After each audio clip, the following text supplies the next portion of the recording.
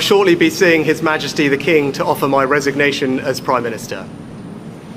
To the country, I would like to say first and foremost, I am sorry.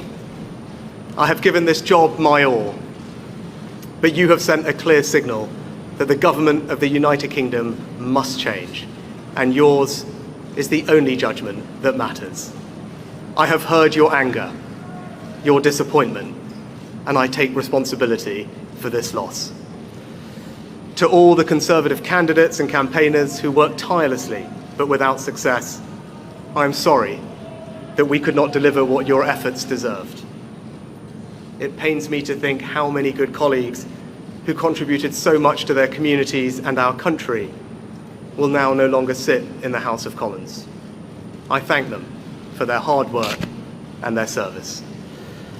Following this result, I will step down as party leader, not immediately, but once the formal arrangements for selecting my successor are in place. It is important that after 14 years in government, the Conservative Party rebuilds, but also that it takes up its crucial role in opposition professionally and effectively. When I first stood here as your Prime Minister, I told you the most important task I had was to return stability to our economy. Inflation is back to target, mortgage rates are falling, and growth has returned. We have enhanced our standing in the world, rebuilding relations with allies, leading global efforts to support Ukraine, and becoming the home of a new generation of transformative technologies. And our United Kingdom is stronger too, with the Windsor Framework, devolution restored in Northern Ireland, and our union strengthened. I'm proud of those achievements.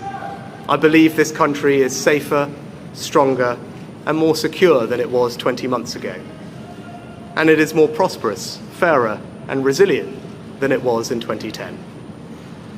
Whilst he has been my political opponent, Sir Keir Starmer will shortly become our Prime Minister.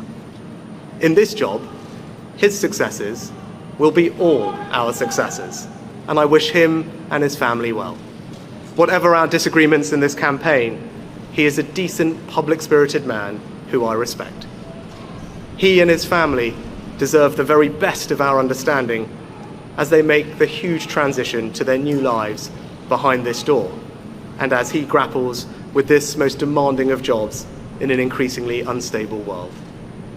I'd like to thank my colleagues, my cabinet, the civil service, especially here in Downing Street, the team at Chequers, my staff, CCHQ, but most of all, I'd like to express my gratitude to my wife Akshara and our beautiful daughters.